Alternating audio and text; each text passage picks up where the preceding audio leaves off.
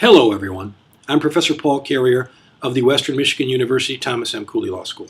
What I'd like to do today is to go over some of the principles that are important to Class 13 of the sales class. And I would point out that this is particularly important for the following reason.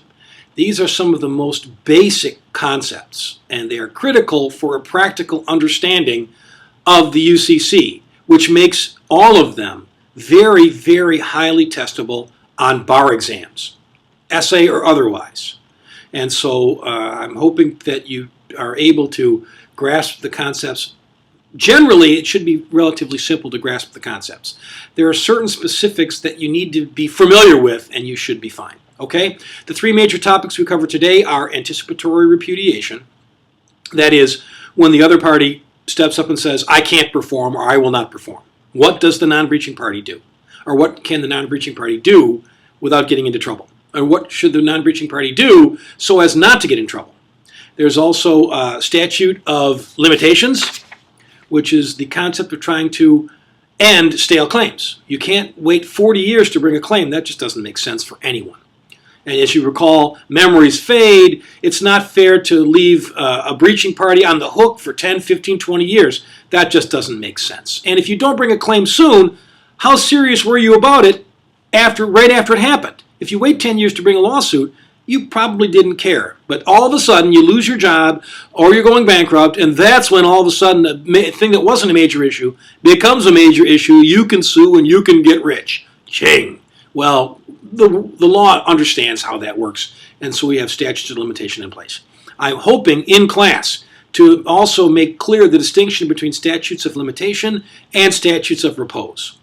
Please understand that before you take a bar exam. It's not too complicated. It takes a minute or two to catch on, but please, if you can, figure that out, and I will go over it in class so that you can pick up on that. The final issue we cover today is statute of frauds. What things need to be in writing? Keep in mind, the general rule is contracts can be oral. They do not need to be in writing. However, fraud is so rampant in certain areas that the law has changed to require a writing in such cases. Because, let's be honest, people tinge their remembrance of ideas and of conversations in ways that favor them and not the other party. In short, often people will lie. Okay? And so we need to have writing. Otherwise, we can't trust what comes out of people's mouths, right? Or ex post facto, or ex post when the alleged oral contract was made. We need to have it in writing. Okay, let's go into anticipatory repudiation now, the first of the main topics. Very good news. Anticipatory repudiation under Article 2 of the UCC, and of course as adopted by the states, is virtually identical to the common law concept of anticipatory repudiation. Almost no difference. There may be one extra mechanism in the right to demand adequate assurances, in fact a duty in certain cases. I'll explain that.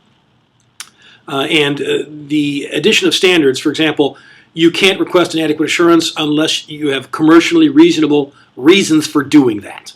Okay, so there may be some language of reasonableness, substantial impairment of contract, not a small thing. Those kind of things are added into the language. I'll leave you to look that up.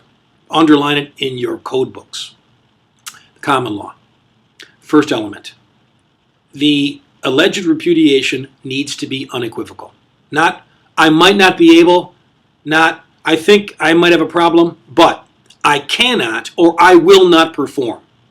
At that point, that allows the non-breaching party to do two things at the non-breaching party's option. First, the party can treat it as a breach and sue for damages and move forward, can buy alternative source of goods by way of cover, whatever it be. You can move forward as breach if it's unequivocal. Second option, if you don't want to treat it as a breach yet, the law doesn't mind this at all. In fact, it encourages it. The non-breaching party can wait and give the allegedly breaching party a chance to fix the problem, to retract that repudiation. Why not?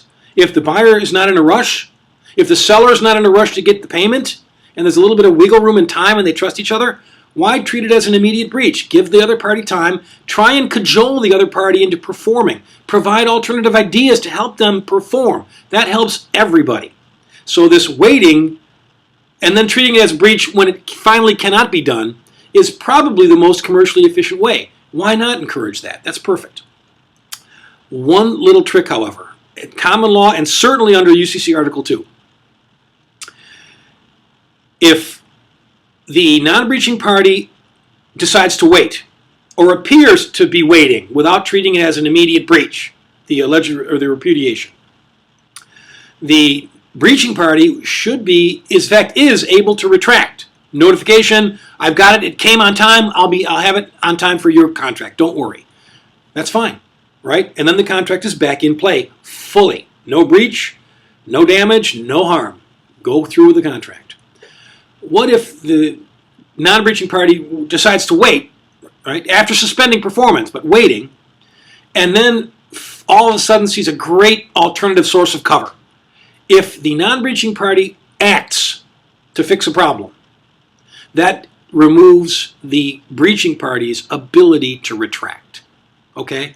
So the non-breaching party can treat it as a breach right away, or can, in fact, suspend performance and wait, but stop waiting and communicate, I treat it as breach, or just take an act as if there's a breach and you're taking the non-breaching party is trying to fix the problem, and at that point the non-breaching party is protected for taking those steps. So that retraction is no longer available to the breaching party. Okay?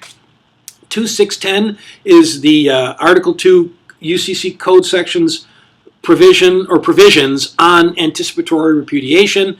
2609 is the right to demand adequate assurances. Remember, the first element is an unequivocal statement, right? So if you get an equivocal statement where you're not sure, as the non-breaching party, if you step ahead and treat it as breach too quickly, you are the breaching party. Where you're not sure, you have the right to demand adequate assurances, which your request needs to be in writing, and the other side will answer you, and if the other side does not answer you, then you have the right to treat it as a repudiation and go right into breach, or to wait at the option I mentioned earlier. But you have your unequivocal statement. The non-answer becomes an unequivocal repudiation. Okay? And keep in mind there are some terms like commercial reasonableness and substantial impairment in value of contract. Those need to be exercised when you make that written request of the other side, when you fear that the other side may not be able to honor the contract. So that's 2610. The right to request adequate assurances is 2609, and 2611 is the ability of the breaching party to retract a repudiation if the non-breaching party has not yet treated it as a breach, has decided to wait. Okay.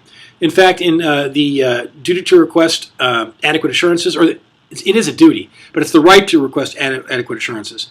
You have to have reasonable grounds. It has to be in writing, and if it's between merchants, viewing the reasons behind making the request for adequate assurances is judged by a commercial standards or reasonableness test. Okay?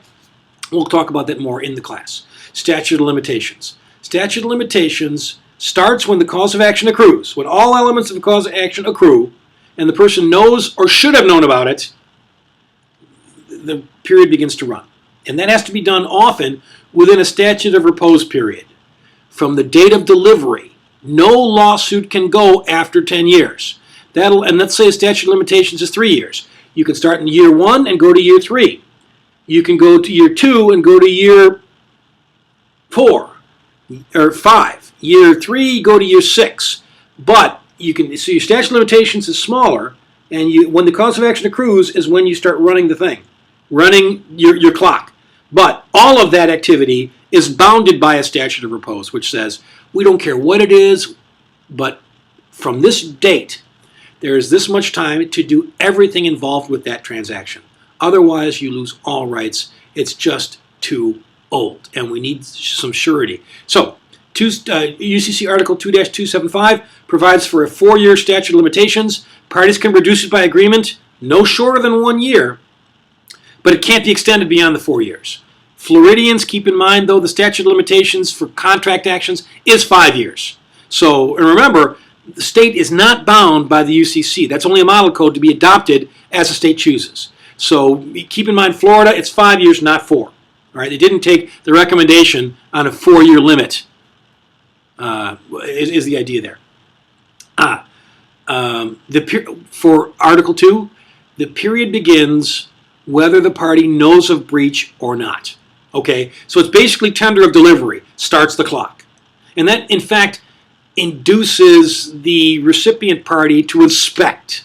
And typically it's never involving a seller who only wants to be paid. It's the buyer. But if the buyer puts it in the warehouse for 8 years, then looks at it and decides there's a breach, that takes too long. Okay, so the code has decided that upon delivery, the tender of delivery, the period begins to run. Okay? Which is different than common law. If it's a doctor who puts something in your chest and leaves it there, it's when you know or should have known that was there. For Article 2, it's when the tender of delivery, take a look at 2-725 again to be clear on exactly when the period commences, because that is critical. A common trick, a breach of quality is on this tender of delivery. Okay? A breach of a warranty is when the warranty is not honored. So if you have a bad good, you might have 4 years to sue on a bad good. What if it's year 5 and there's a warranty on it? Well, let's make it year 3. Year 3 and there's a warranty on it. It's not a breach of quality, but it's a breach of the party who made the warranty to repair, replace, or otherwise deal with the problem. And it starts when the warranty is not honored. And that runs its period. So there's breach of quality warranty and breach of repair or warranty. Sorry to be redundant there. I'll explain it better in class, hopefully. And there's some issues about certain things I'll leave to the class period and your reading. There's another trick or another issue with regard to whether or not the cause of action for indemnity is subject to the UCC Article 2-725 provision, or if it's some other statute of limitations, and the majority says other. Hopefully that'll be explained in further depth in class. Okay, but moving forward, the final one now, statute of limitations. You remember, some agreements need to be in writing. Otherwise, the courts can't trust the veracity of people as they speak, or documents that are not the writing, that are used to support what the writing or would have been, what the oral contract was. Okay, there's a lot of fraud involved. And so you remember my legs, the marriage contracts that take over a year. Don't forget, if it's not clear, the law presumes that something can be performed within a year if the contract is not clear on that language. That's the presumption. Contracts for sale of land or for leasing of land for over a year. And Florida follows that rule too. Lease over a year in writing. Executors. If an executor promises you something out of the estate or promises to pay you now and then keep that part of the estate to repay him, her, or itself, that has to be in writing. The example. You owe me money, executor. I get 10 grand out of my grandfather's will. The executor says, here, I'll give you 10,000 right now so you can go to college. And then when it's time to divvy up everything when the estate closes, I'll take that $10,000 back because I already paid you. Well, that has to be in writing because the amount of fraud that's involved in those cases was found to be sufficient to require the writing. Sale of goods, $500 or more. And don't forget 2-209 sub 3. If you have a contract under $500, then a modification that takes it to $500 or over, then that modification and the contract itself, because the modification relates to it, becomes something that requires a writing. Sureties. If someone promises to pay your debt, that had better be in writing because you may lie. Oh, my dad promised it. Oh, what can I do? Oh, Professor Carrier promised it. He really did. He didn't write it, but he really promised he was going to pay my debt at Cooley. Oh, well, get that one in writing, okay? I talked about the modification there. Good. Exceptions to statute of frauds. Very unique special order goods.